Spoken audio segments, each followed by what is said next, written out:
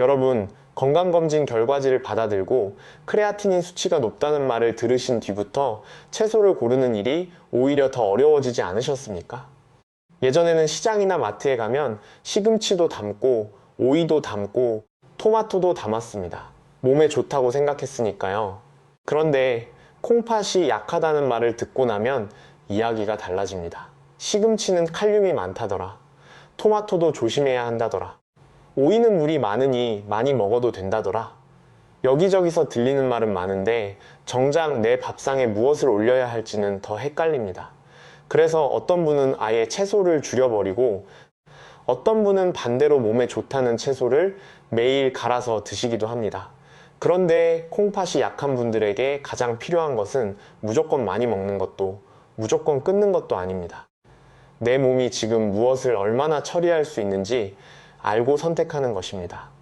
특히 크레아티닌이 높다고 해서 모든 채소를 똑같이 피해야 하는 것은 아닙니다. 크레아티닌은 콩팥의 여과 기능을 살펴볼 때 사용하는 중요한 수치입니다. 하지만 이 숫자 하나만 보고 식단을 전부 결정할 수는 없습니다. 실제로는 사고체여과율이라고 부르는 EGFR, 혈중 칼륨, 소변 검사 결과, 복용 중인 약, 그리고 당뇨나 고혈압 같은 질환까지 함께 봐야 합니다. 같은 크레아티닌 수치를 가진 두 사람도 먹어야 하는 음식이 다를 수 있다는 뜻입니다. 한 분은 혈중 칼륨이 정상일 수 있습니다. 반면 다른 한 분은 이미 의사에게 칼륨을 줄이라는 말을 들었을 수도 있습니다. 그러니 오늘 말씀드리는 내용을 단순히 좋은 채소 3가지, 나쁜 채소 3가지로만 기억하지 마십시오. 더 중요한 기준이 있습니다. 어떤 형태로 먹는지, 한 번에 얼마나 먹는지, 그리고 지금 내 검사 수치와 맞는지입니다. 오늘은 그 기준을 아주 쉽게 정리해 드리겠습니다. 먼저 콩팥이 약한 분들이 비교적 밥상에 활용하기 쉬운 채소 3가지를 말씀드리고, 그 다음에는 특히 혈중 칼륨이 높거나 칼륨 제한을 권고받은 분들이 더 주의해서 먹어야 할 채소 3가지를 말씀드리겠습니다. 그리고 마지막에는 냉장고 문을 열었을 때 이 음식을 그대로 먹을지, 양을 줄일지, 다른 것으로 바꿀지 판단하는 3가지 질문도 알려드리겠습니다. 그런데 오늘 꼭 기억해 두셔야 할 채소가 하나 있습니다. 바로 오이입니다. 많은 분들이 오이를 콩팥에 좋다고 이야기하면서 물이 많으니 콩팥을 깨끗하게 씻어줄 것이라고 생각합니다. 하지만 진짜 이유는 따로 있습니다.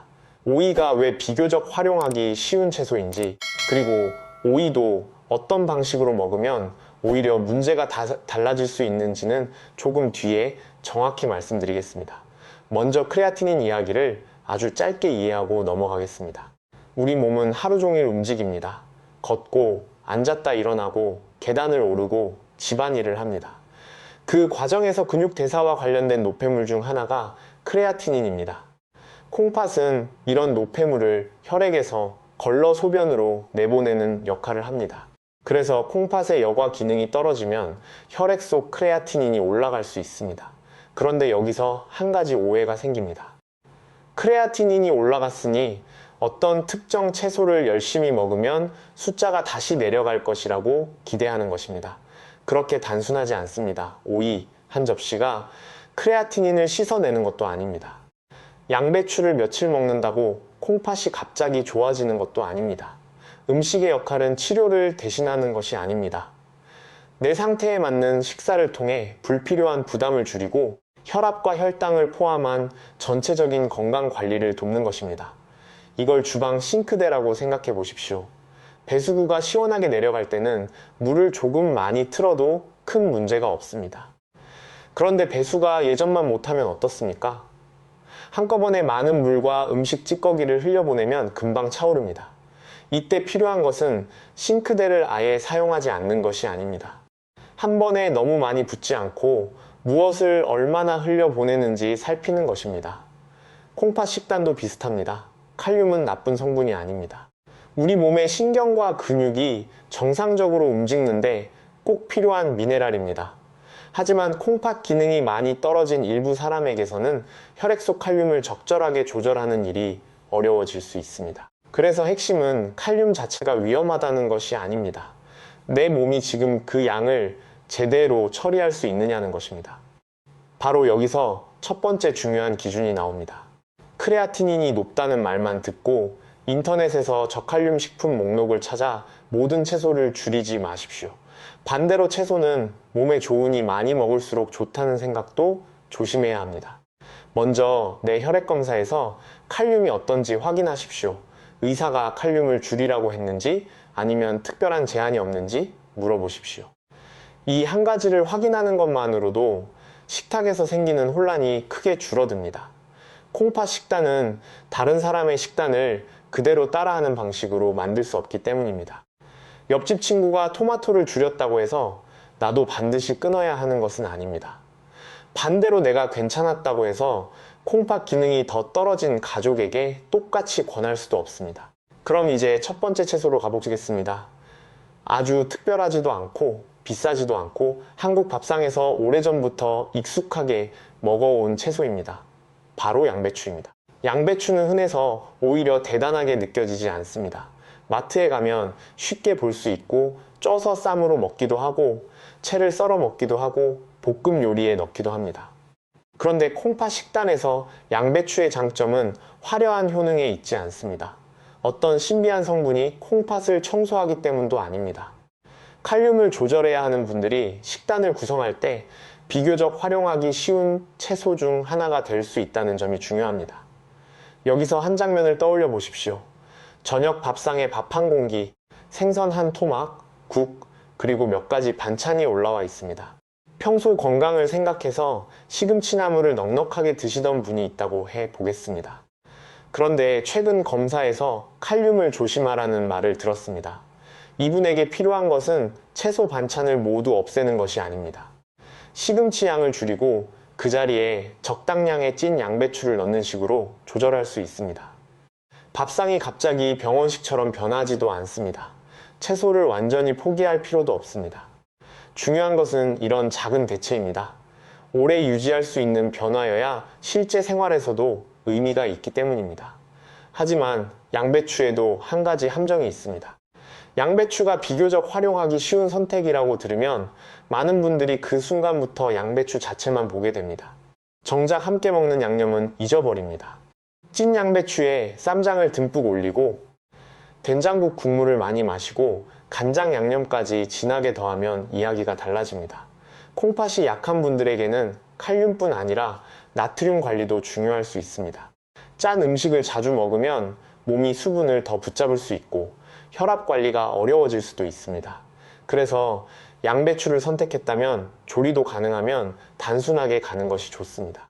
살짝 찌거나 데친 뒤 식초, 마늘, 참기름처럼 향을 활용하고 간장과 소금을 습관적으로 많이 넣지 않는 방식이 훨씬 현실적입니다. 그리고 이것도 기억하십시오. 콩팥의 비교적 부담을 관리하기 쉬운 채소라는 말은 무제한으로 먹어도 된다는 뜻이 아닙니다. 큰 접시 하나를 전부 먹는 것과 작은 반찬 접시에 적당량을 먹는 것은 다릅니다. 다른 반찬에도 칼륨이 들어있고 과일이나 간식까지 하루 전체를 합치면 생각보다 많아질 수 있습니다. 음식은 한 접시씩 몸에 들어오지만 우리 몸은 하루 동안 먹은 것을 모두 함께 처리합니다. 그래서 음식 이름 하나보다 무엇을 얼마나 자주 먹는지가 더 중요합니다. 양배추에서 기억하실 것은 하나입니다. 콩팥을 치료하는 채소가 아니라 내 상태에 맞는다면 식단을 조금 더 편하게 조절하는데 활용할 수 있는 선택이라는 것입니다. 이것만 이해하셔도 음식에 대한 불필요한 두려움이 많이 줄어듭니다. 그런데 두 번째 채소부터는 이야기가 조금 달라집니다. 이 채소의 장점은 단순히 칼륨만 생각하는 데서 끝나지 않습니다. 소금을 줄였더니 음식이 너무 싱거워져 다시 간장이나 소스를 찾게 되는 분들에게 특히 활용하기 좋습니다. 색도 선명하고 익히면 자연스러운 단맛도 살아납니다. 바로 빨간 파프리카입니다. 빨간 파프리카는 콩팥 건강을 이야기할 때 가장 화려한 채소처럼 보이지는 않습니다. 하지만 실제 밥상에서는 꽤 중요한 역할을 할 수 있습니다. 특히 소금을 줄이기 시작한 분들에게 그렇습니다. 오랫동안 짭짤한 반찬과 국, 찌개에 익숙해져 있다가 어느 날 갑자기 소금을 줄이면 음식 맛이 너무 밋밋하게 느껴질 수 있습니다.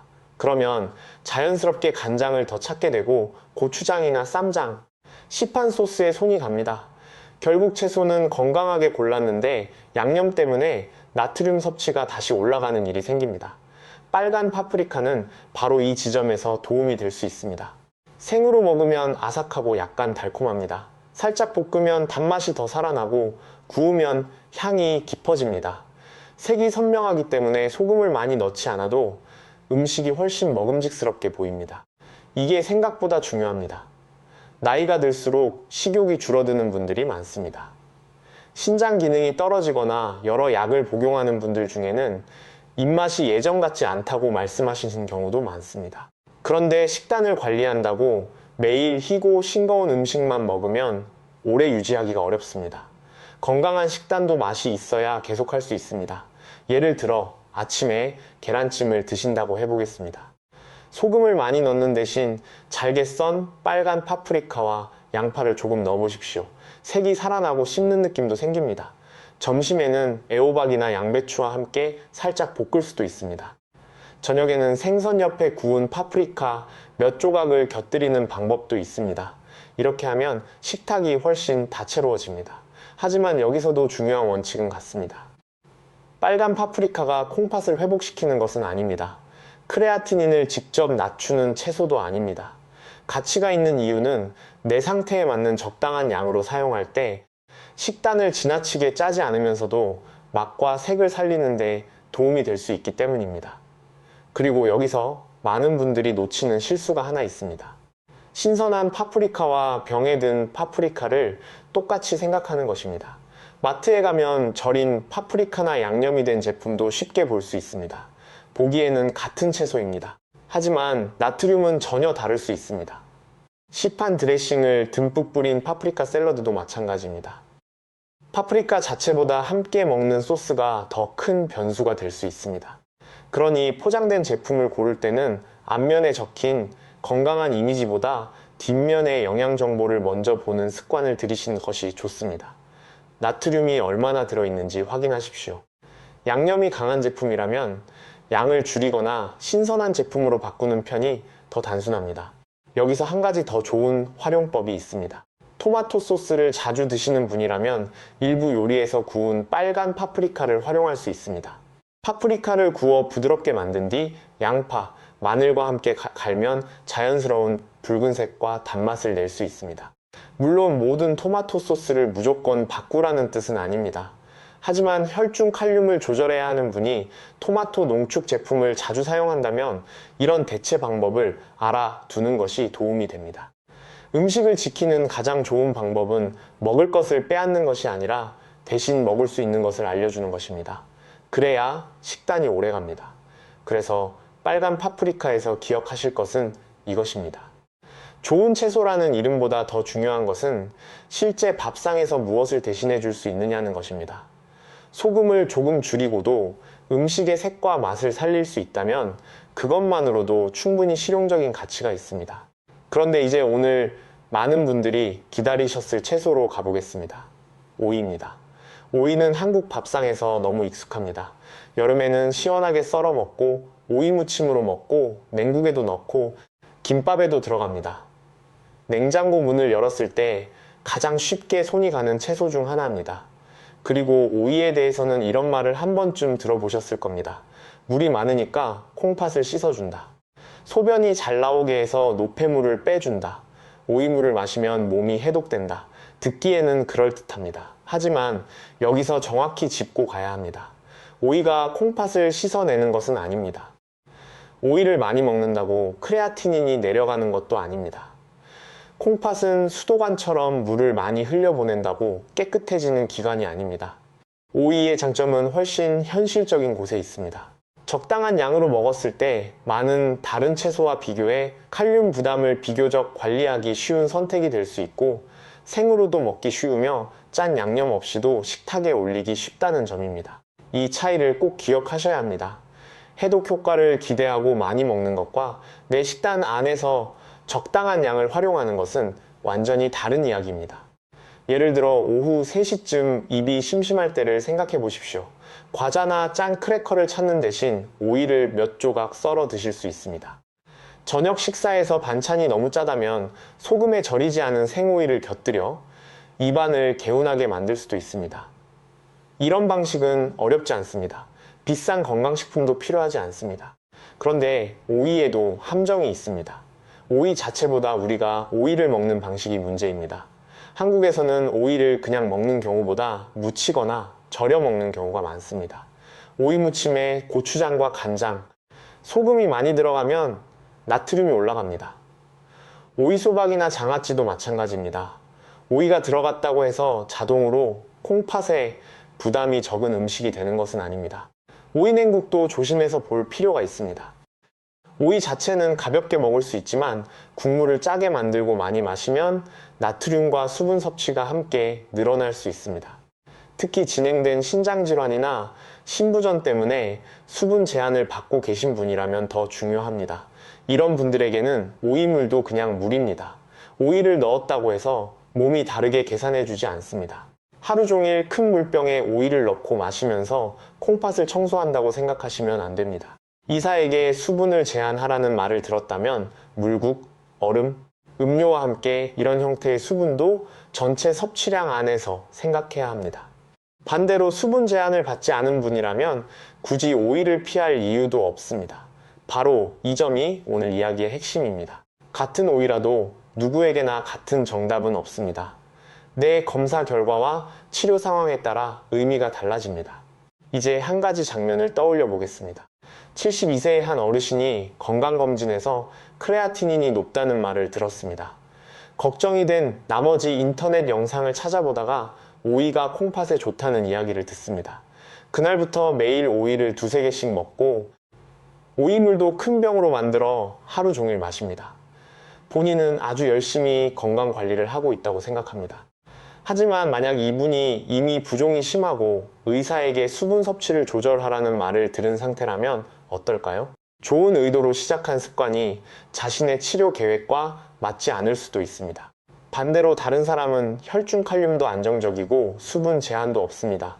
이 사람에게는 적당량의 오이가 부담 없는 반찬이나 간식이 될 수 있습니다. 같은 음식입니다. 하지만 몸의 조건이 다릅니다. 그래서 콩팥 식단에서 가장 위험한 말 중 하나가 이것입니다. 이 음식은 무조건 좋다. 그리고 반대쪽에는 이런 말이 있습니다. 이 음식은 절대 먹으면 안 된다. 둘 다 너무 단순합니다. 음식은 약이 아닙니다. 그리고 사람의 몸도 모두 똑같지 않습니다. 오이를 드실 때는 3가지만 생각하십시오. 첫째, 짜게 절이지 않았는가? 둘째, 한 번에 지나치게 많이 먹고 있지 않은가? 셋째, 수분 제한이나 특별한 시기 제한을 받고 있지는 않은가? 이 3가지만 확인해도 오이를 훨씬 현명하게 활용할 수 있습니다. 그리고 여기까지 들으시면 이런 생각이 드실 수 있습니다. 그렇다면 시금치나 토마토, 감자 같은 채소는 정말 콩팥에 나쁜 것일까? 이제부터가 더 중요합니다. 다음 3가지 채소는 건강한 사람에게 나쁜 음식이 아닙니다. 오히려 영양가 있는 식품입니다. 하지만 혈중 칼륨이 높거나 의사에게 칼륨을 제한하라는 말을 들었거나 특정 형태의 신장결석 위험이 있는 분이라면 이야기가 달라질 수 있습니다. 그리고 첫 번째 채소는 너무 평범해서 많은 분들이 하루에 여러 번 먹고도 그 양을 계산하지 않습니다. 국에도 들어가고 조림에도 들어가고 카레에도 들어갑니다. 바로 감자입니다. 감자는 특별히 건강식처럼 보이지도 않고 그렇다고 위험한 음식처럼 보이지도 않습니다. 그냥 너무 익숙합니다. 감자조림으로 먹고 감자국에 넣고 카레에도 넣고 간식으로 찐 감자를 드시는 분도 많습니다. 그래서 오히려 하루 동안 얼마나 먹었는지 계산하지 않게 됩니다. 문제는 바로 여기에서 시작됩니다. 콩팥 기능이 충분한 사람에게 감자는 영양가 있는 식품입니다. 하지만 혈중 칼륨이 높거나 칼륨을 제한하라는 말을 들은 분이라면 감자의 양을 조금 더 자세히 볼 필요가 있습니다. 감자에는 칼륨이 비교적 많이 들어있기 때문입니다. 그렇다고 감자 한 조각을 먹는 순간 콩팥이 나빠진다는 뜻은 아닙니다. 더 중요한 것은 한 번의 감자가 아니라 하루 전체의 감자입니다. 아침에는 남은 감자조림을 조금 먹습니다. 점심에는 카레 속 감자를 몇 조각 먹습니다. 저녁에는 국에 들어있는 감자를 또 먹습니다. 각각 따로 보면 많아 보이지 않습니다. 그런데 몸은 아침, 점심, 저녁을 따로 계산하지 않습니다. 하루 동안 들어온 양을 모두 처리해야 합니다. 이것이 우리가 음식 이름보다 총량을 봐야 하는 이유입니다. 특히 어르신들 중에는 밥은 줄이면서 감자나 고구마를 대신 많이 드시는 분들도 있습니다. 탄수화물을 줄이는 건강식이라고 생각하기 때문입니다. 하지만 콩팥 때문에 칼륨을 조절하고 있다면 밥을 줄이고 감자를 두세 개 먹는 방식이 반드시 더 좋은 선택은 아닐 수 있습니다. 건강식이라는 이름보다 내 검사 결과가 먼저입니다. 그럼 감자를 무조건 끊어야 할까요? 그럴 필요는 없습니다. 의사나 신장 영양사가 감자를 먹어도 된다고 했다면 양을 조절하고 조리법을 바꾸는 방법을 사용할 수 있습니다. 감자를 껍질을 벗기고 작게 썬 뒤 물에 담가 두거나 충분한 물에 삶고 그 물을 버리는 방식은 감자에 들어있는 칼륨을 일부 줄이는 데 도움이 될 수 있습니다. 하지만 여기서 아주 중요한 단어가 있습니다. 일부입니다. 삶았다고 칼륨이 모두 사라지는 것은 아닙니다. 물을 버렸다고 큰 접시로 마음껏 먹어도 되는 음식으로 바뀌는 것도 아닙니다. 조리법은 양을 없애주는 마법이 아니라 부담을 조절하는 도구입니다. 감자에서 기억할 것은 이것입니다. 먹느냐 안 먹느냐만 보지 마십시오. 얼마나 먹는지, 하루에 몇 번 겹치는지, 그리고 지금 내 칼륨 수치가 어떤지를 함께 보십시오. 그런데 다음 채소는 감자보다 더 큰 오해를 만들기 쉽습니다. 왜냐하면 이 채소는 오랫동안 건강한 식사의 상징처럼 여겨져 왔기 때문입니다. 바로 시금치입니다. 시금치 나물은 한국 밥상에서 아주 익숙합니다. 명절에도 올라오고 평소 반찬으로도 자주 먹습니다. 철분도 많고 몸에 좋다는 이야기를 오래 들어왔기 때문에 시금치를 조심해야 한다는 말을 들으면 많은 분들이 먼저 이렇게 생각합니다. 채소까지 먹지 말라고 하면 도대체 뭘 먹으라는 거냐? 그 마음이 당연합니다. 그래서 시금치를 나쁜 채소라고 부르면 안 됩니다. 시금치는 여러 영양소를 가진 채소입니다. 문제는 특정한 사람에게 특정한 양과 형태가 맞지 않을 수 있다는 것입니다. 특히 혈중 칼륨을 낮추어야 하는 분에게는 익힌 시금치의 양을 주의해서 볼 필요가 있습니다. 여기에는 눈으로 보기 어려운 이유가 하나 있습니다. 시금치는 익히면 부피가 크게 줄어듭니다. 생시금치 한 움큼은 많아 보입니다. 그런데 데치면 손바닥 위에 올라갈 만큼 작아집니다. 그러면 우리는 이렇게 생각하기 쉽습니다. 이 정도밖에 안 되는데 조금 더 먹어도 되겠지. 하지만 작아진 것은 부피입니다. 원래 들어있던 채소의 양 자체가 없어진 것은 아닙니다. 그래서 작은 시금치나물 한 접시가 생각보다 많은 생채소에서 시작되었을 수 있습니다. 그리고 요즘에는 또 다른 방식이 있습니다. 녹즙과 스무디입니다. 건강을 위해 아침마다 시금치를 과일과 함께 갈아 마시는 분들이 있습니다. 씹어서 먹었다면 한두 움큼에서 멈췄을 양을 믹서에 넣으면 훨씬 쉽게 마실 수 있습니다. 바나나나 다른 과일을 함께 넣는 경우에는 칼륨의 총량도 달라질 수 있습니다. 한 잔이라는 크기만 보면 적어 보이지만 그 안에 몇 가지 재료가 얼마나 들어갔는지는 보이지 않습니다. 액체 형태가 무서운 이유가 바로 이것입니다. 음식의 양을 눈으로 착각하게 만듭니다. 시금치에는 또 하나 주의할 점이 있습니다. 수산염입니다. 수산염은 여러 식물성 식품에 자연적으로 존재하는 성분입니다. 모든 사람이 수산염을 두려워할 필요는 없습니다. 하지만 칼슘 수산염 결석을 반복해서 경험한 분이라면 시금치처럼 수산염이 많은 음식의 양을 의료진과 상의할 필요가 있습니다. 여기서 신장질환과 신장결석을 같은 문제로 섞어 생각하시면 안 됩니다. 콩팥 기능이 떨어졌다고 모든 사람이 수산염을 제한해야 하는 것은 아닙니다. 반대로 결석 병력이 있다고 무조건 모든 채소를 줄이는 것도 맞지 않습니다. 무엇을 제한해야 하는지부터 정확히 알아야 합니다. 칼륨인지 수산염인지 나트륨인지 사람마다 답이 다를 수 있습니다. 시금치를 좋아하신다면 담당 의료진이 허용하는 범위에서 양과 조리법을 조절할 수 있습니다.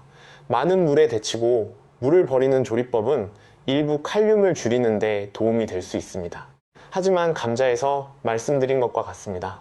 데쳤다는 이유로 무제한이 되는 것은 아닙니다. 그리고 데친 물을 국이나 찌개에 다시 사용한다면 물로 빠져나온 성분을 다시 먹게 될 수 있습니다.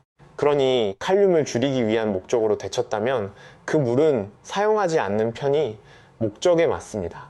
시금치에서 기억해야 할 핵심은 간단합니다. 초록색이라고 무조건 많이 먹는 것도 아니고 콩팥이 약하다고 무조건 금지하는 것도 아닙니다.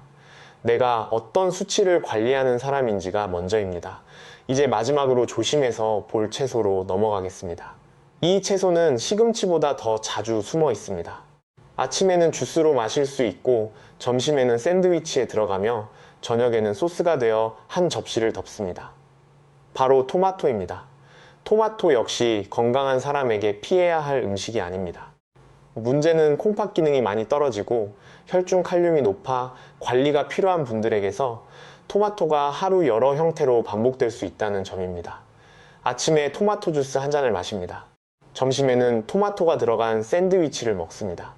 저녁에는 파스타나 볶음 요리에 토마토 소스를 사용합니다. 그리고 음식이 조금 심심해서 케첩까지 더합니다. 하나씩 보면 특별히 과해 보이지 않습니다. 하지만 다시 생각해 보십시오. 몸은 음식 이름이 아니라 하루 동안 들어온 전체 양을 처리합니다. 특히 토마토 주스, 토마토 소스, 토마토 페이스트처럼 농축된 형태는 생토마토 몇 조각과 같은 방식으로 생각하면 안 됩니다. 물을 줄이고 여러 개의 토마토를 한 번에 사용하면 적은 부피 안에 더 많은 양이 들어갈 수 있기 때문입니다. 그리고 시판 소스에는 또 다른 변수가 있습니다. 나트륨입니다. 칼륨을 조심하려고 토마토 양만 보고 있었는데 정작 소스의 나트륨을 놓칠 수 있습니다. 그래서 토마토를 볼 때는 두 가지를 함께 보셔야 합니다. 농축되어 있는가, 그리고 가공 과정에서 소금이 많이 들어갔는가. 여기서 중요한 것은 토마토를 적으로 만드는 것이 아닙니다. 몇 조각의 생토마토까지 겁내라는 뜻도 아닙니다.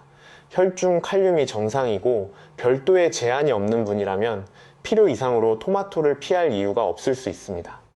반대로 이미 칼륨을 줄이라는 말을 들었다면 형태와 양을 더 세심하게 봐야 합니다. 바로 이 차이를 이해해야 합니다. 그리고 앞에서 말씀드린 빨간 파프리카가 여기서 다시 등장합니다. 토마토 소스를 자주 사용하는 분이라면 일부 요리에서 구운 빨간 파프리카와 양파, 마늘을 이용해 소스의 일부를 대신할 수 있습니다. 완전히 똑같은 맛은 아닙니다. 그럴 필요도 없습니다. 목적은 완벽한 복사가 아니라 한 끼의 부담을 조금 조절하면서도 식사를 즐길 수 있게 만드는 것입니다. 지금까지 양배추, 빨간 파프리카, 오이, 감자, 시금치, 토마토를 살펴봤습니다. 하지만 6가지 이름을 외우는 것보다 훨씬 중요한 것이 남아 있습니다. 내일 마트에 갔을 때 새로운 채소를 만난다면 어떻게 판단하시겠습니까? 인터넷에서 그 음식 이름을 다시 검색해야 할까요? 냉장고에 있는 모든 채소마다 좋다, 나쁘다 표시를 붙여야 할까요? 그럴 필요는 없습니다. 크레아티닌이 높다는 말을 들은 분이라면 냉장고 앞에서 단 10초 안에 확인할 수 있는 3가지 질문이 있습니다. 이 3가지만 이해하면 오늘 말씀드리지 않은 음식도 훨씬 차분하게 판단할 수 있습니다. 그리고 첫 번째 질문은 많은 분들이 가장 먼저 확인해야 하는데도 가장 자주 건너뛰는 질문입니다. 첫 번째 질문은 이것입니다. 내 혈중 칼륨 수치가 실제로 높은가? 이 질문을 가장 먼저 하셔야 합니다. 크레아티닌이 높다는 말을 들으면 많은 분들이 바로 칼륨이 많은 음식을 찾아서 끊기 시작합니다. 하지만 크레아티닌과 혈중 칼륨은 같은 숫자가 아닙니다. 콩팥 기능이 떨어져 있어도 아직 칼륨이 정상 범위로 유지되는 분이 있고, 반대로 약물이나 질환의 상태에 따라 칼륨을 더 적극적으로 관리해야 하는 분도 있습니다. 그래서 검사 결과를 받으시면 숫자를 그냥 서랍에 넣어 두지 마십시오. 담당 선생님께 이렇게 물어보시면 됩니다. 제 칼륨 수치는 괜찮습니까? 제가 칼륨을 줄여야 합니까? 이 두 문장만 물어보셔도 식단의 방향이 훨씬 분명해집니다. 그리고 가능하다면 EGFR도 함께 확인해 보십시오. 크레아티닌은 중요한 수치이지만 콩팥이 얼마나 잘 여과하고 있는지를 이해할 때 EGFR도 함께 보는 것이 도움이 됩니다. 소변에서 단백질이나 알부민이 나오는지도 중요한 정보가 될 수 있습니다.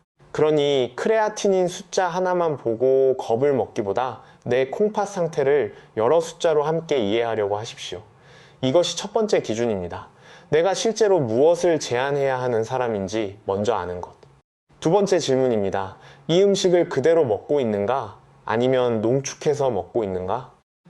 이 질문은 오늘 말씀드린 시금치와 토마토를 떠올리시면 쉽게 이해하실 수 있습니다. 생토마토 몇 조각과 토마토 주스 한 컵은 같은 방식으로 생각하기 어렵습니다. 시금치 몇 집과 여러 움큼을 갈아 만든 녹즙도 다릅니다. 통째로 먹는 음식은 씹는 시간이 필요합니다. 부피도 눈에 보입니다. 배가 부르면 자연스럽게 멈추기도 합니다. 하지만 주스나 농축 소스가 되면 이야기가 달라집니다. 여러 개의 재료가 작은 컵이나 작은 그릇 안에 들어갑니다. 눈에는 적어 보이는데 실제로는 훨씬 많은 양을 한 번에 먹을 수 있습니다. 그래서 콩팥 식단에서는 음식 이름만 보지 말고 형태를 보셔야 합니다. 토마토인가? 여기서 끝내지 마십시오. 생토마토인가? 주스인가? 소스인가? 페이스트인가까지 보십시오. 시금치인가? 여기서 끝내지 마십시오. 반찬으로 소량 먹는가? 큰 접시로 먹는가? 녹즙으로 갈아 마시는가를 보십시오. 오이도 마찬가지입니다. 생오이 몇 조각과 짜게 절인 오이장아찌는 같은 음식처럼 보여도 밥상에서의 의미가 다릅니다. 건강한 음식도 형태가 바뀌면 몸에 들어오는 양과 나트륨, 수분의 조건이 함께 달라질 수 있습니다. 세 번째 질문입니다. 한 번에 얼마나 먹고 하루에 몇 번 반복해서 먹는가? 사실 이 질문이 가장 현실적입니다. 어떤 음식이든 한 번에 조금 먹는 것과 매 끼니 반복해서 먹는 것은 다릅니다. 아침에 토마토 주스, 점심에 토마토가 들어간 반찬, 저녁에 토마토 소스, 각각만 보면 별것 아닌 것처럼 느껴집니다. 하지만 하루 전체로 보면 한 가지 식품이 계속 겹칩니다. 감자도 마찬가지였습니다. 감자 조림 조금, 카레 속 감자 조금, 국 속 감자 조금. 이렇게 작은 양이 하루 동안 계속 반복될 수 있습니다. 그래서 냉장고 앞에서 음식 하나를 보고 좋다 나쁘다를 판단하기 전에 오늘 이미 무엇을 먹었는지 한번 떠올려 보십시오. 내 몸은 한 접시만 처리하는 것이 아닙니다. 하루 전체를 처리합니다. 이 세 가지 질문을 다시 한번 말씀드리겠습니다. 내 혈중 칼륨은 실제로 높은가? 이 음식은 그대로 먹는가? 농축해서 먹는가? 그리고 한 번에 얼마나, 하루에 몇 번 먹는가? 이 세 가지만 기억하시면 오늘 말씀드린 6가지 채소를 전부 외우지 않아도 됩니다. 이제 처음 질문으로 돌아가 보겠습니다. 크레아티닌이 높다고 들었을 때 어떤 채소를 먹어야 할까요? 오늘 말씀드린 양배추, 빨간 파프리카, 오이는 상황에 따라 비교적 활용하기 쉬운 선택이 될 수 있습니다. 양배추는 적당한 양으로 반찬을 구성하기 좋고, 빨간 파프리카는 소금과 소스에 지나치게 의존하지 않으면서 맛과 색을 더하는 데 도움이 됩니다. 오이는 특별한 해독 채소라서가 아니라 적절한 양과 형태로 먹을 때 비교적 단순하게 활용하기 좋다는 것이 장점입니다. 반대로 감자, 시금치, 토마토는 무조건 나쁜 채소가 아닙니다. 하지만 혈중 칼륨이 높거나 칼륨을 제한하라는 말을 들은 분이라면 양과 형태를 더 세심하게 봐야 합니다. 감자는 여러 끼니에 겹치기 쉽습니다. 시금치는 익히거나 갈았을 때 눈에 보이는 부피보다 많은 양을 먹게 될 수 있습니다. 토마토는 주스와 소스, 페이스트처럼 농축된 형태로 들어오는 경우가 많습니다. 보셨습니까? 문제의 핵심은 채소 이름이 아니었습니다. 상태와 양과 형태였습니다. 이것이 오늘 영상에서 가장 중요한 내용입니다. 그리고 한 가지 더 말씀드리고 싶습니다. 콩팥이 걱정되기 시작하면 식탁이 무서워질 수 있습니다. 이건 먹으면 안 된다. 저것도 먹으면 안 된다. 과일도 조심해야 한다. 채소도 조심해야 한다. 이런 이야기를 계속 듣다 보면 결국 무엇을 먹어야 할지 몰라 식사 자체가 스트레스가 되기도 합니다. 하지만 콩팥 건강을 관리한다는 것은 모든 음식을 두려워하는 일이 아닙니다. 내 몸에 필요한 기준을 알고 선택의 폭을 조절하는 일입니다. 누군가에게는 감자를 줄이는 것이 필요할 수 있습니다. 다른 누군가에게는 나트륨을 줄이는 것이 더 중요한 문제일 수 있습니다. 당뇨가 있다면 혈당 관리가 함께 필요할 수 있고, 고혈압이 있다면 짠 국물과 가공식품을 줄이는 것이 더 큰 변화가 될 수도 있습니다. 진행된 신장질환으로 수분 제한을 받고 있다면 물이 많은 음식도 전체 수분 섭취 안에서 봐야 할 수 있습니다. 약을 복용하고 있다면 그 약이 칼륨에 영향을 주는지도 의료진과 확인해야 합니다. 그래서 다른 사람의 신장 식단을 그대로 따라하지 마십시오. 친구의 검사 결과는 내 검사 결과가 아닙니다. 유튜브 댓글에 있는 누군가의 경험도 내 몸의 처방이 될 수는 없습니다. 좋은 정보는 방향을 알려줄 수 있습니다. 하지만 최종적인 식단은 내 검사 결과와 치료 상황에 맞아야 합니다. 그리고 오늘부터 모든 것을 바꾸실 필요도 없습니다. 오히려 하나만 바꿔보십시오. 저녁에 짠 오이 무침을 드셨다면 다음에는 양념을 조금 줄여보십시오. 토마토 주스를 매일 마시고 있는데 칼륨을 제한하라는 말을 들었다면 담당 의료진에게 지금 양이 괜찮은지 물어보십시오. 감자 반찬이 하루에 여러 번 겹친다면 한 끼는 양배추나 다른 허용된 채소로 바꿔보십시오. 시금치 녹즙을 건강을 위해 매일 마시고 계셨다면 내 칼륨 수치와 결석 위험에 정말 맞는 습관인지 확인해 보십시오. 이런 작은 변화면 충분합니다. 건강은 어느 날 한 가지 음식을 먹었다고 갑자기 달라지는 것이 아닙니다. 반대로 한번 실수했다고 모든 것이 무너지는 것도 아닙니다. 작은 선택을 오래 반복하는 것이 더 중요합니다. 오늘 한 끼에서 소금을 조금 덜 넣는 것, 내 검사 수치를 한 번 더 확인하는 것, 건강식이라는 말만 믿지 않고 양을 살펴보는 것. 이런 습관이 쌓이면 식탁은 두려운 곳이 아니라 내가 건강을 관리할 수 있는 장소가 됩니다. 그러니 오늘 영상을 보시고 가장 먼저 하실 일은 새로운 건강식품을 사는 것이 아닙니다. 냉장고를 한번 열어보십시오. 오늘 말씀드린 6가지 중 어떤 채소가 가장 자주 들어있는지 확인해 보십시오. 양배추입니까? 빨간 파프리카입니까? 오이입니까? 감자입니까? 시금치입니까?